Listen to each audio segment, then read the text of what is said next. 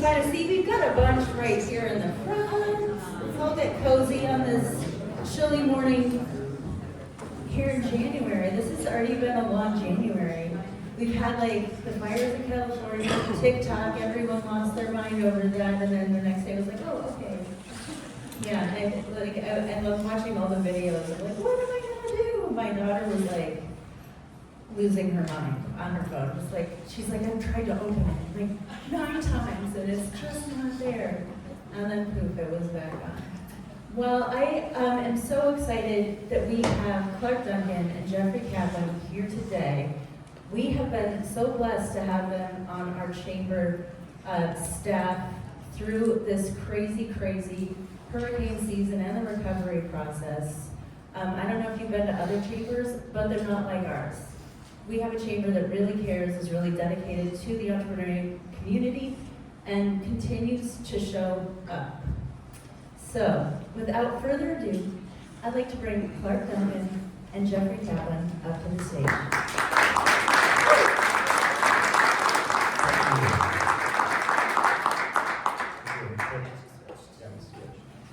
I'm not going to name names, but Erica and Sean and I took a road trip to another chamber in North Carolina, and it was not like ours. That's all I'm going to say.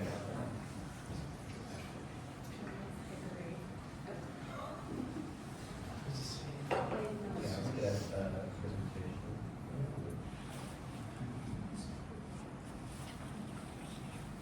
Steve, did you come back? Steve and I spent 45 minutes doing this morning. Okay, well, they're doing that. How many people is it your first time coming to one of the UPEPs? Oh, yay, thank you.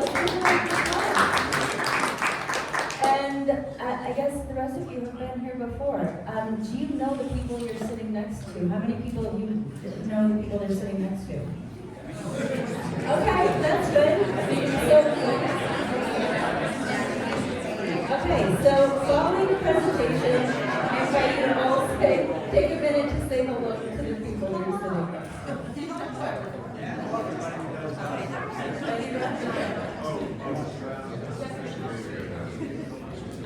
Thank you.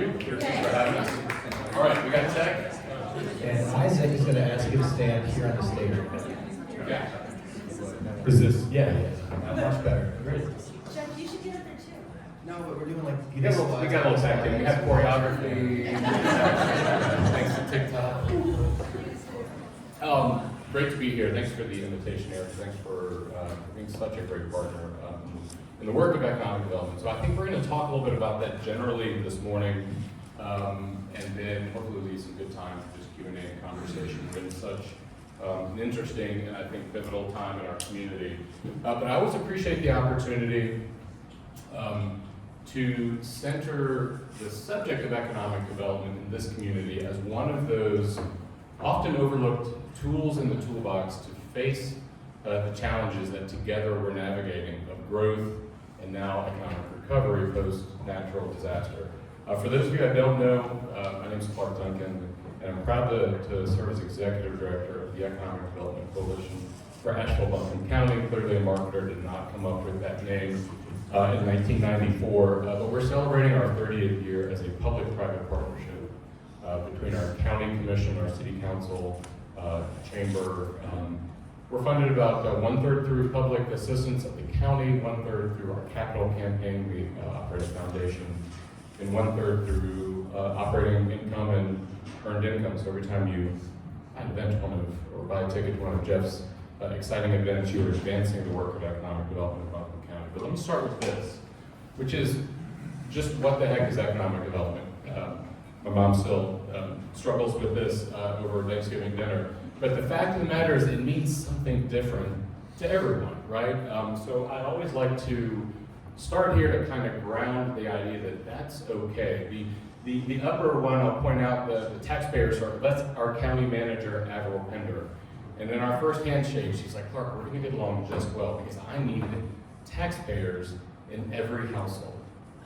Because where we have better jobs and stable employment, we have better outcomes, then we're better able to fund the work of of government, infrastructure, human services, education, et cetera, et cetera, et cetera. But we can get a little bit more imaginative, right? Because economic development also advances talent retention. The father of a 22-year-old son who is working in Asheville, and I take huge pride in that he chose and really wanted to come home and build a career here. It's also about healthier outcomes and more educated outcomes and safer outcomes for the families and neighborhoods and residents.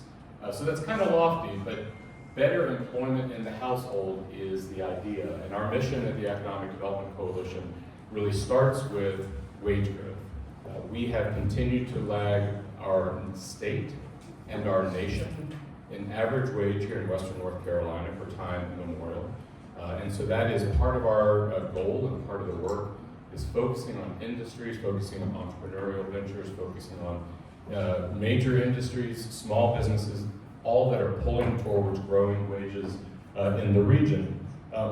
Diversifying growth, we actually have a fairly diversified economy in the West, more so than is often considered. About 20% of our neighbors get up and go to work in healthcare, another 15 in tourism and hospitality, another 15 in education and government, another 12 or 13 in retail, 12 or 13 in manufacturing, and the fastest growing section is actually professional and technical services.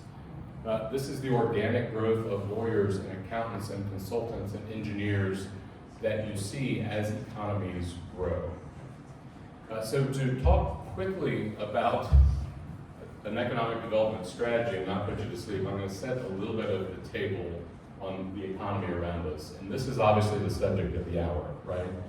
We are in a growing economy. Today, about 475,000 residents in the metro area. When we say metro, U.S. government defines that as 4 counties. It's Buncombe, Henderson, Haywood to our west, Madison to our north.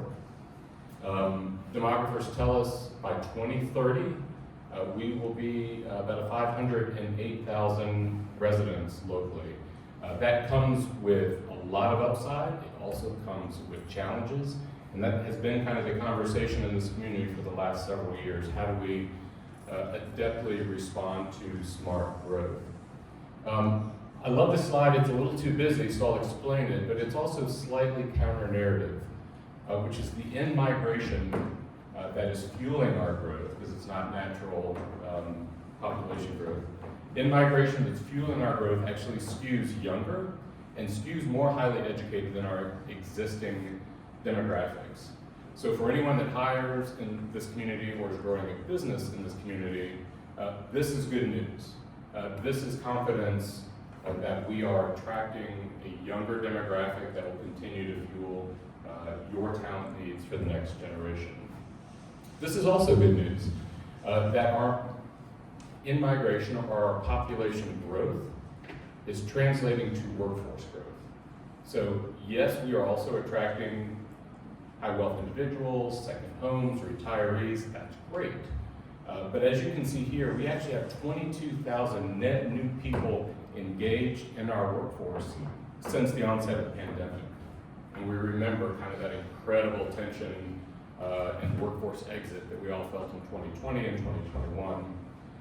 So that growth is something we pay a lot of attention to, and that is something that expands economic opportunity for all of us. I've got peers across the 100 counties in North Carolina that would pay a lot of money to have this kind of optimistic path in front of them, because this is what stabilizes and grows entrepreneurial ventures and creates confidence for small, mid, and large employers to continue to invest and plan for additional cycles of investment and job creation. We're middle of the road for the state's 15 metro areas at a $24 billion GDP in our economy. That surprises a lot of folks too. So when you look beyond the mountain ridges, you're going to find a lot more to the economy. In the interest of time, I'm going to jump to a thrilling infographic which helps explain what we call the ABL 5x5 strategy. The board of the EDC advances this 5-pronged strategy and that mission that we referenced.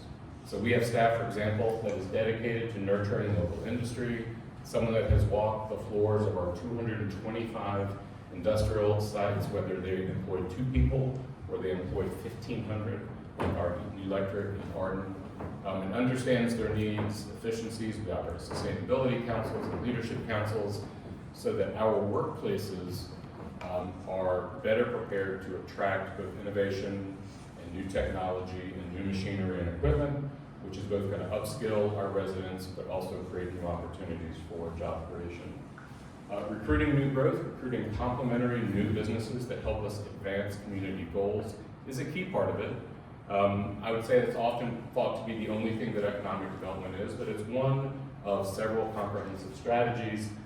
Here's my guy, Jeff Kaplan, holding up the fort, and Jeff, we celebrate this is our 11th year, 10th year for Venture Asheville, which really recognizes the fact that we must also grow our own in mid-sized metro areas, right?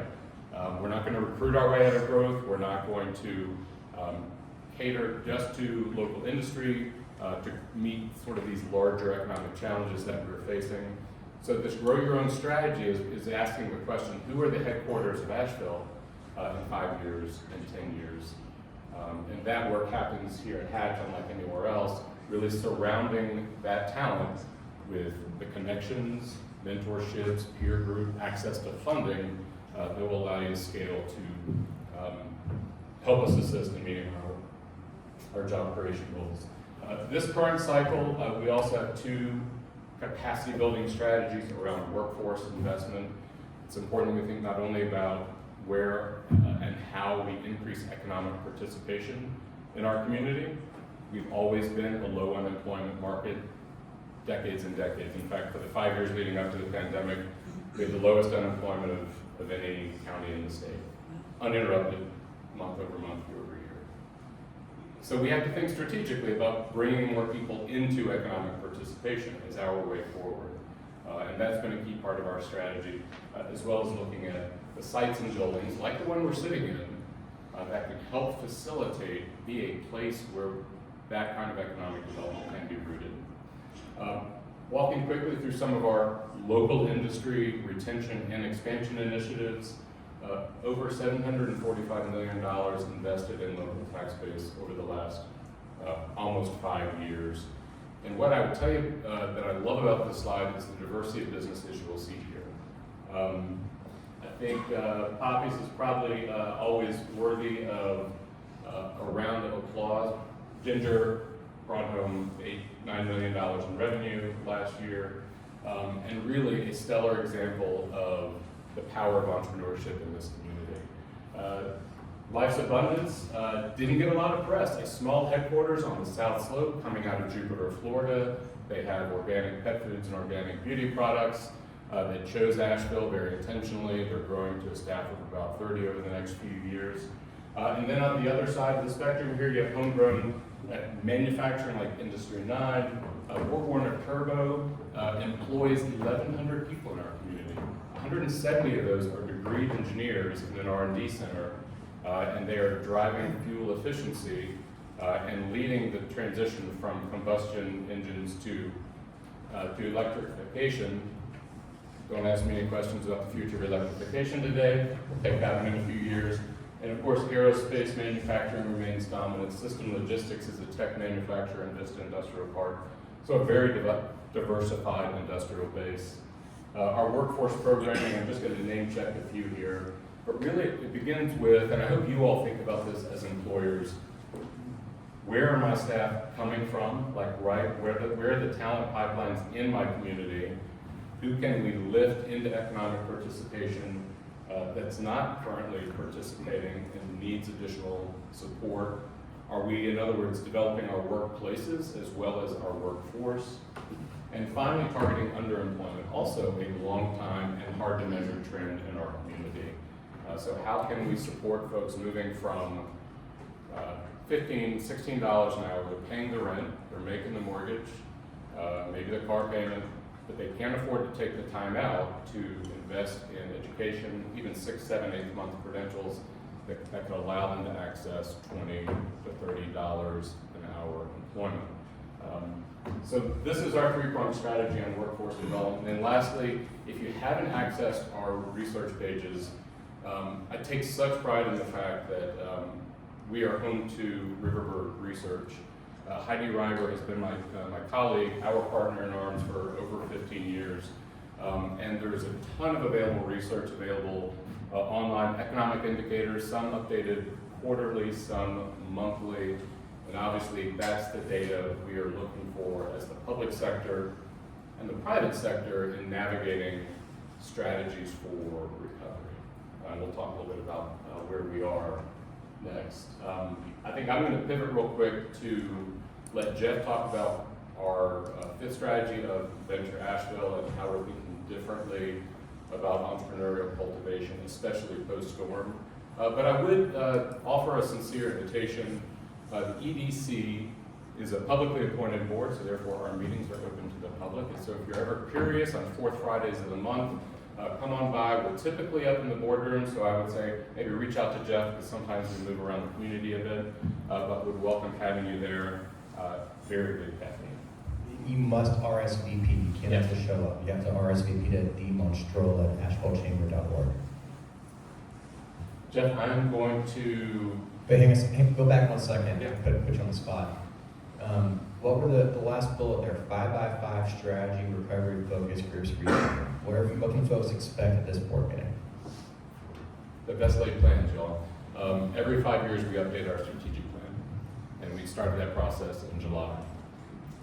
Clark thought he was cruising for a normal year, and we woke up on September the 27th and knew that that plan had to walk and talk and function and have a very different impact in this community. So we're working with Ernst & Young. More important than that is the Economic Development Advisory Director for Ernst & Young. He's an Asheville resident and longtime friend of ours, so she brings a really intimate knowledge of how our economy functions, our culture, and our people to the effort. And so we pivoted in September to incorporate recovery strategies in the work that we do as an economic development coalition. Every natural disaster is different, but what I have learned from talking to our peer groups nationally is there are some through lines that we can learn from, and shame on us if we're not learning from them as fast as we can. So over a series of focus groups and workshops, Amy's going to be reporting out at the January board meeting, the end of next week on the 31st. Kind of some top-level observations there.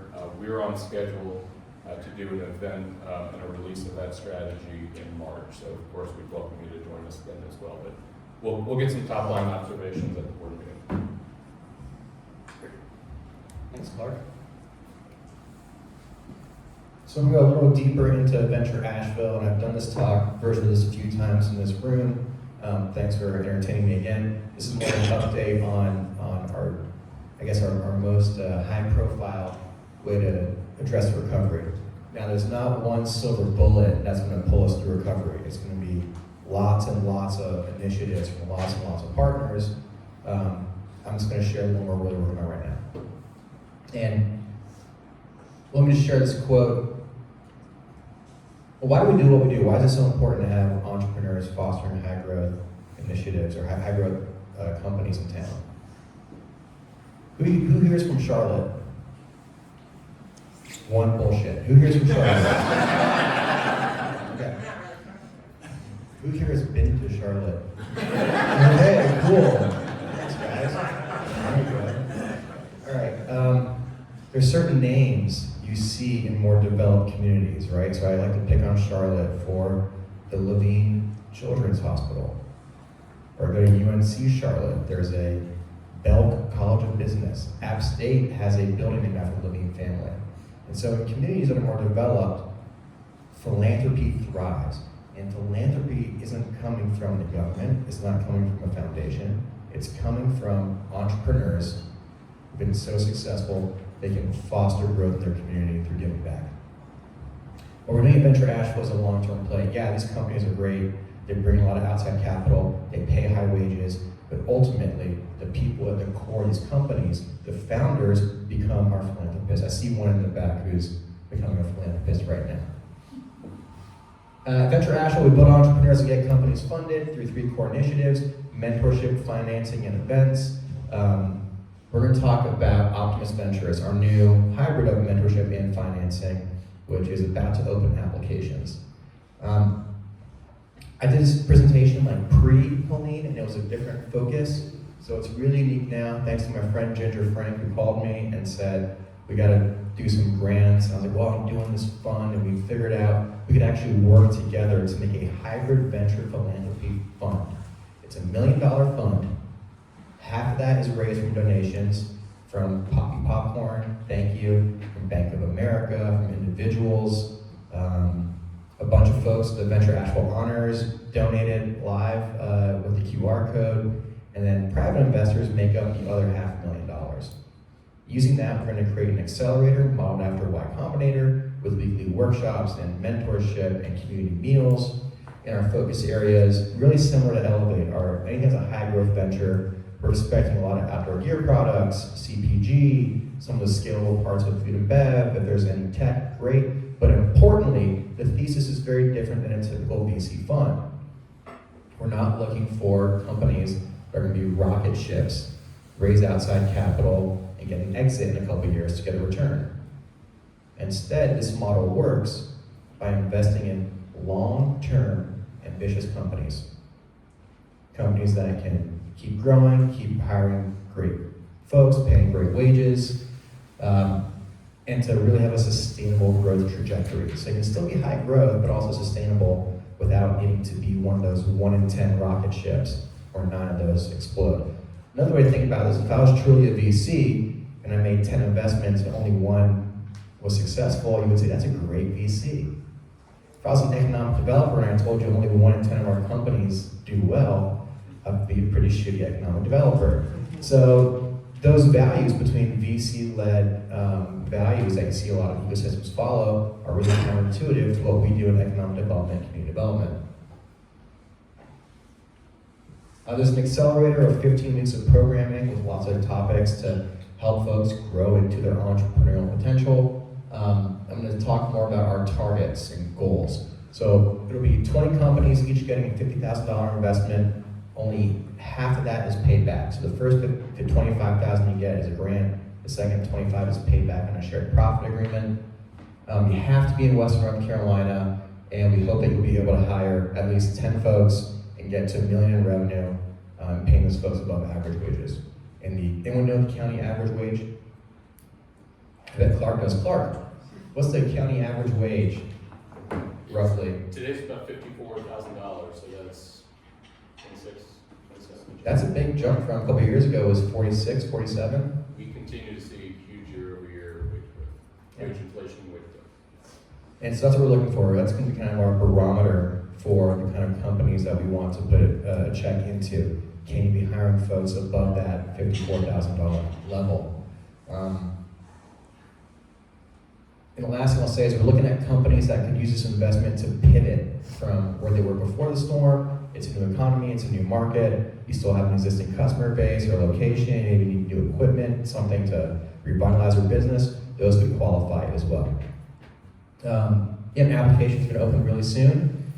A teaser is I don't mean to be, I don't know how to say this, Tom. We're basically stealing the NCIDS seed application and making a very similar version of that for our application. So, if you stick around and get tips to hear how NCIDS does their application process, you probably have a good edge with your Optimist Ventures application. And that's on purpose. We're trying to have some continuity to make it easier for you guys to apply for a lot of things pretty similarly. And I'm going to wrap it up there. We have time for questions. You could ask me questions, Clark questions. You could ask Clark anything about the economy, literally anything about the economy. There is no 5x5 strategy addressing cryptocurrency. I keep trying to get Clark to do that. He keeps saying no, adamantly. But the EDC is not this shadowy group of people making deals behind closed doors. Or those kind of shadows. So I do encourage you, if you want to see what it's all about, come to the board meeting next Friday, and you'll see the focus group recap, a little more about Optimist Ventures at a different detail level, as well as the best networking in town and best coffee in town. Some of the best, and this is pretty good too. I mean, other than this. Other than this, the second best coffee in town. All right, Clark, come on up and we'll do some Q&A. Are we doing 1 Million Cup style with microphones and questions? Okay. Stand up, say your name, introduce yourself. This is how we create community. Hi, good morning, guys. Hey, Tim. Tim, I lived here for 10 years and been to many of these events and gotten to know Jeff and Clark well. Thank you for all that you do. Just visiting a moment, but couldn't help but notice driving up Biltmore Avenue, just the level of devastation.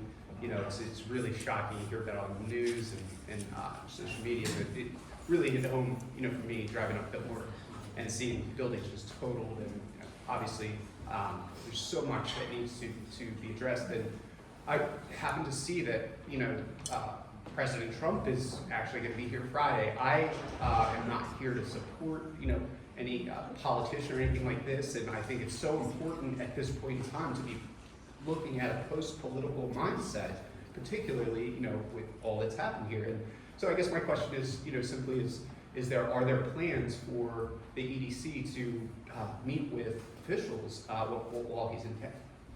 Yeah, we don't have any, and I don't have the insights. I read the same thing yesterday that he's coming. You didn't call me. I'll say this to your point, Tim. I think we've all been hugely frustrated, right, by when you experience a natural disaster firsthand, you realize that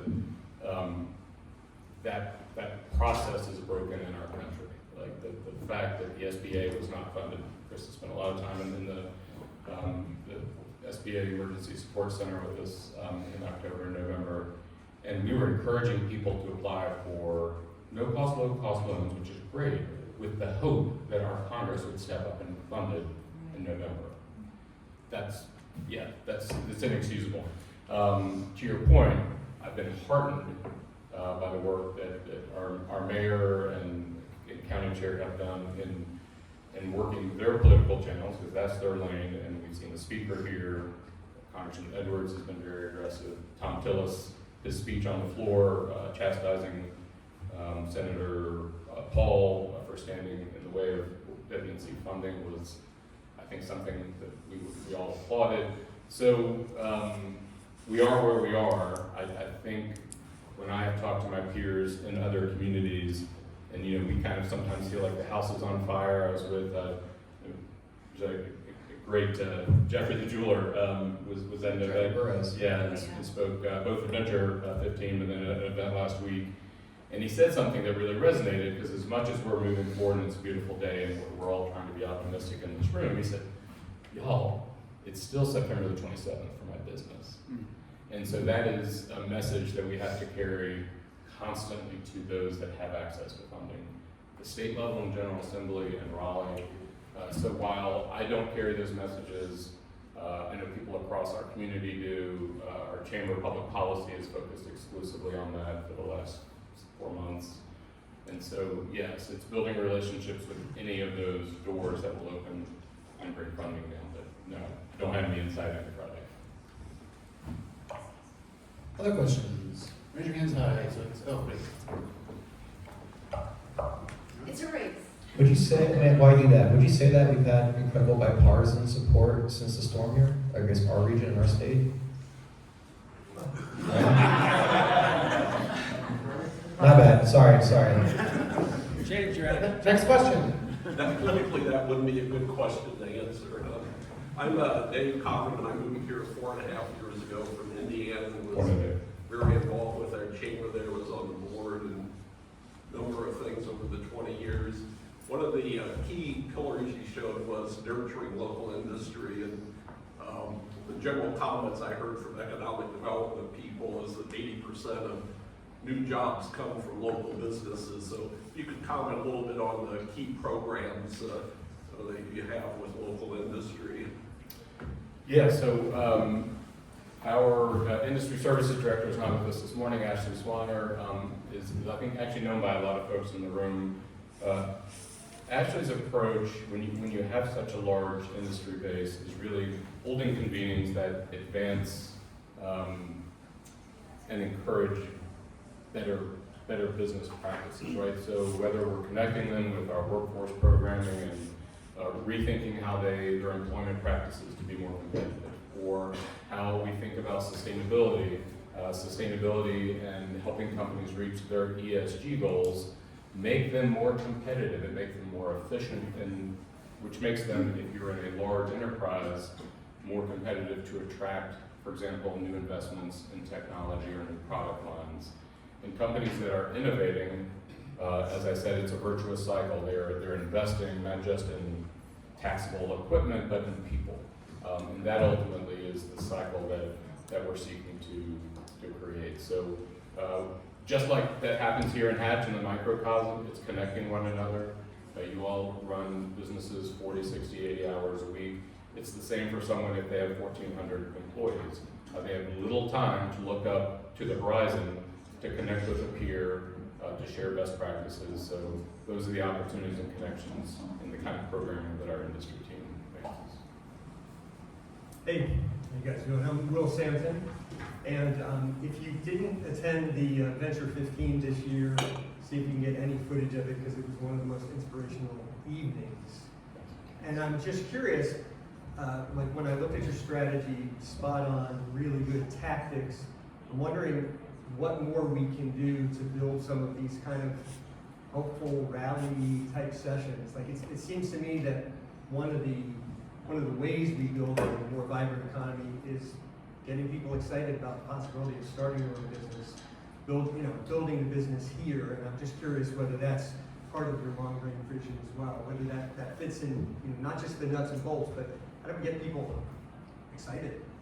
That's how Jeff justified the gold lame jacket of 2023. Yeah, I agree. And that's why organizations and physical buildings like Hatch are so important. These convenings that happen across our community.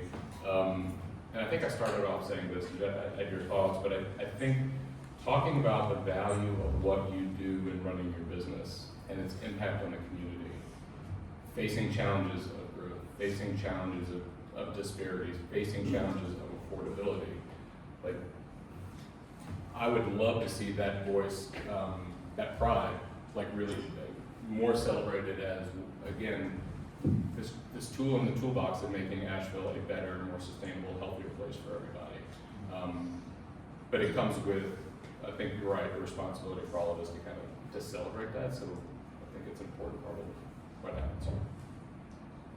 Yeah, maybe you could do a podcast with inspirational people from Asheville and help do some of that hero making, role modeling. I'm working on it. Will has a podcast. Morning. Hey gentlemen, I'm Shelley. Hey, Shelley. I've actually lived in Asheville for 2 years now. I feel like that's some badge of honor that I have now. And I brought my job with me and continue to do so. So I'm curious, where do you put in this 5x5 strategy? Where would you categorize those of us that are location independent remote workers that bring our incomes? And what are we doing to nurture that and attract more of it? Secret crowd in the back of the room. We have this conversation frequently. Well, you're a longtime friendly sponsor of the Asheville Digital Nomads. I know those answers. I Yeah. want different answers. So my answer is this.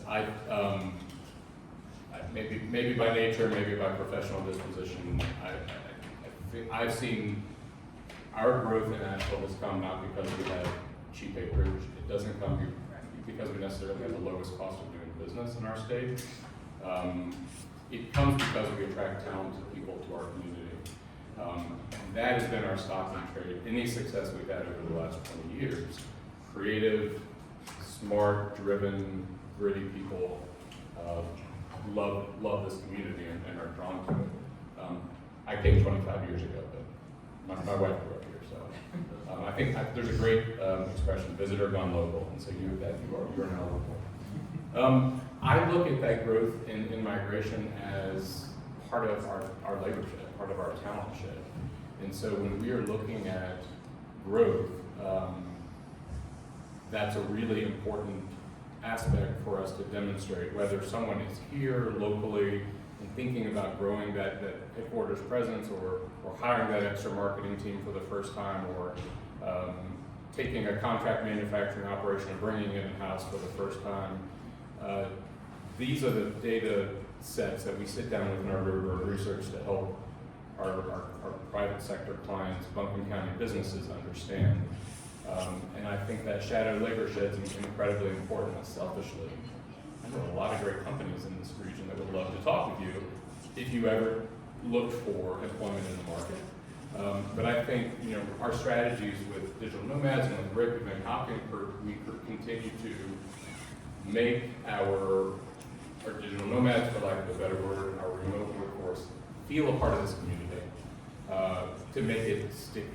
Because, right, your first year, you're like, I'm gonna give it a year, or I'm gonna give it 6 months. But if you don't know your government or your civic institutions or your community, something beyond your neighborhood, then it's not as sticky. So that our strategy has been engagement, because you're an incredibly important part of the future of Asheville. But you're right, these are all focused on sort of local job creation, but I don't think you can disconnect that with those significant immigration figures that we celebrate.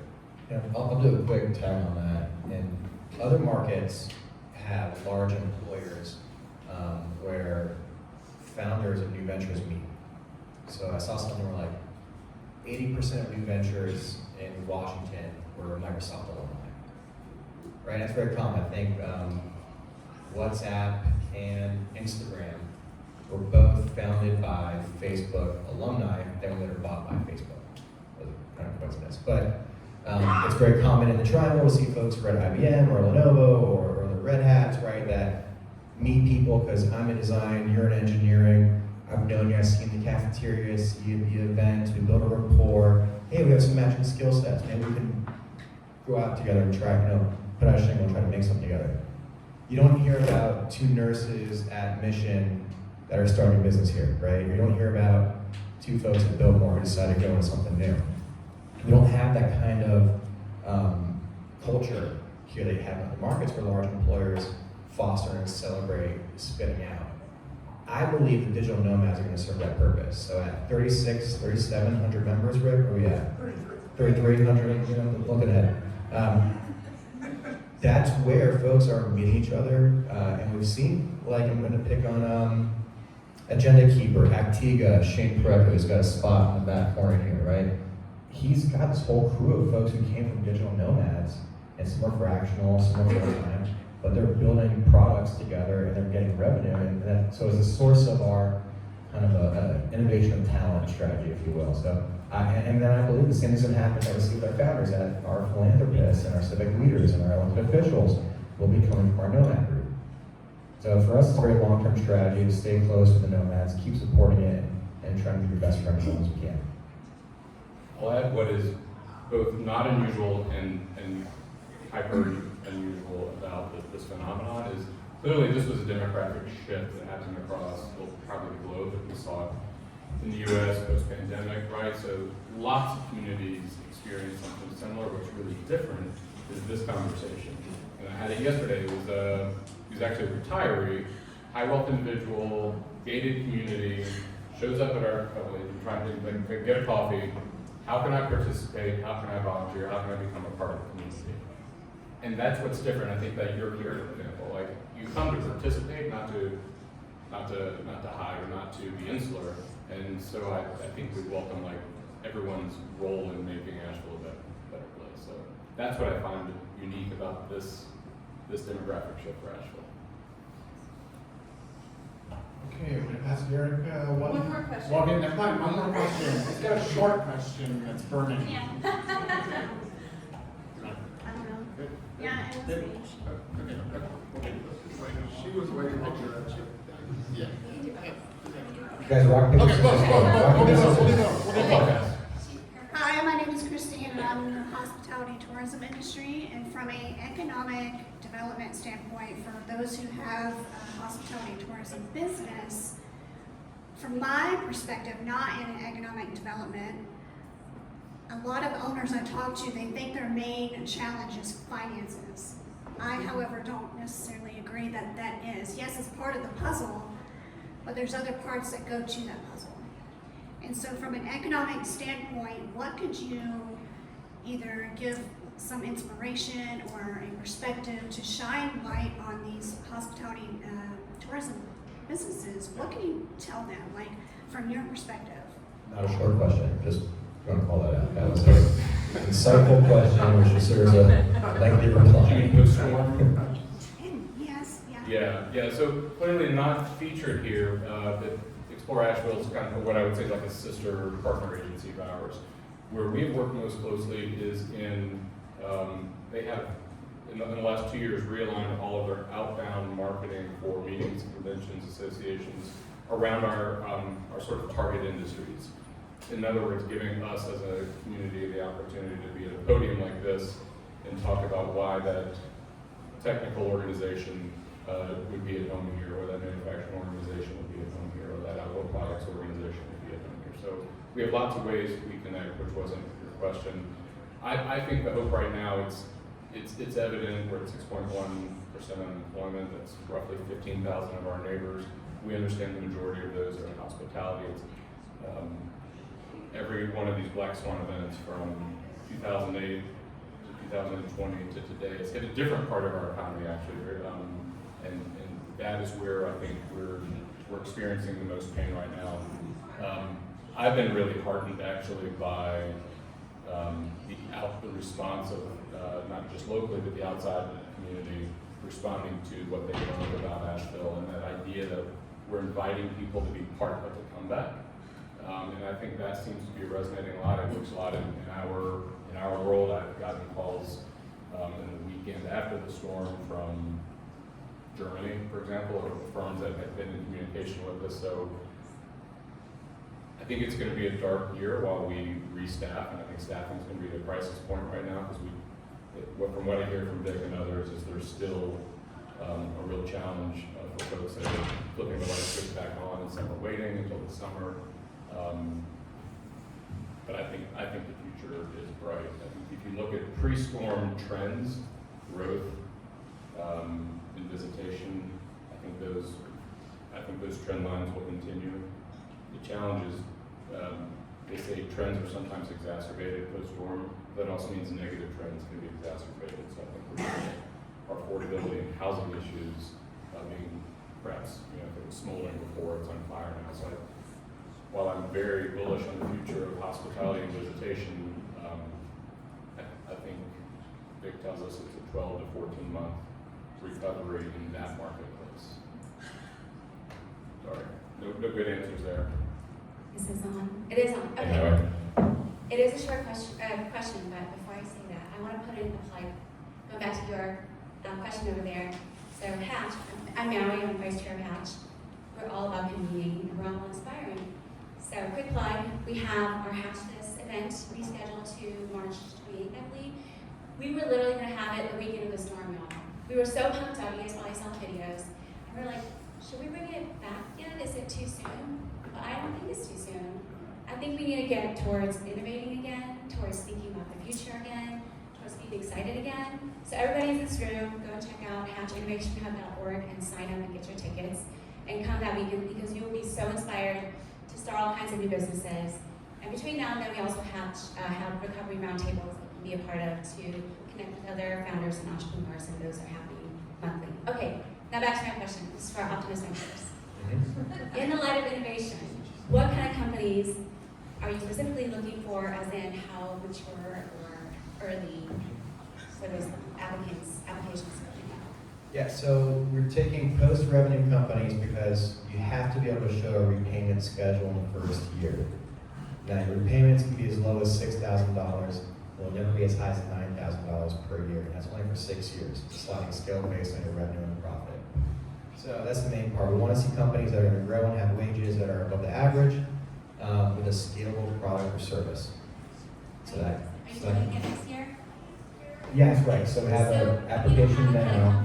Come to Hatch This, and then by next year you'll be ready to Yeah, so you hatch this in March, and then with your company join Elevate for 8-9 months, and then apply in January, to start early 2026 in Optimist. Yeah, sure, there you go, the next 2 years for you. That's a great point. It's a 2-year pilot, speaking of innovation. So kick the tires this year, we're going to run another cohort next spring. That's right. All right, let's put our hands together.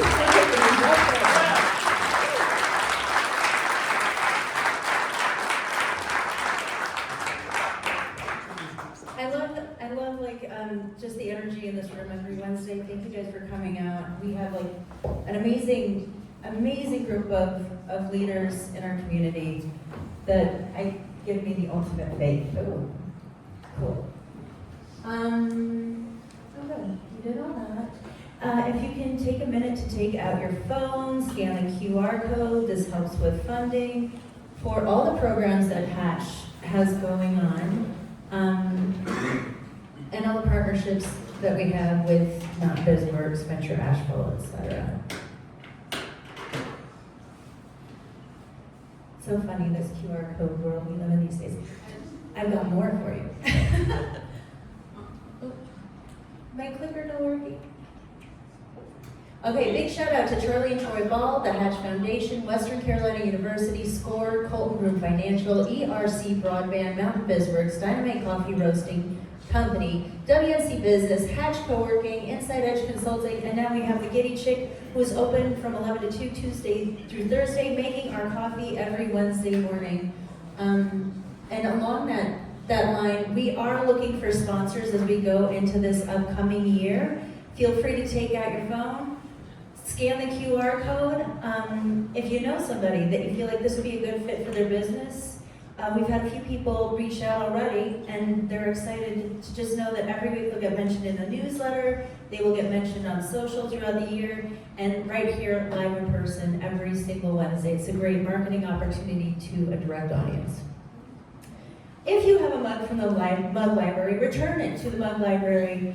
Don't take it to co-working, don't pass go. I mean, if you take it all the way out to your car. Just don't leave it like anywhere around.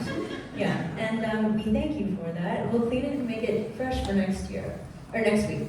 Next week we have ArcLit. ArcLit was one of the winners of the NC Biotech Challenge. And I'm really excited for Adrian's presentation. And this is very exciting. So it is Asheville Restaurant Week. All the restaurants in town are doing all sorts of specials. You can scan this QR code. I told you there were a lot of QR codes. But that will take you to the Chamber's website where they have every restaurant listed with all the specials that they're offering.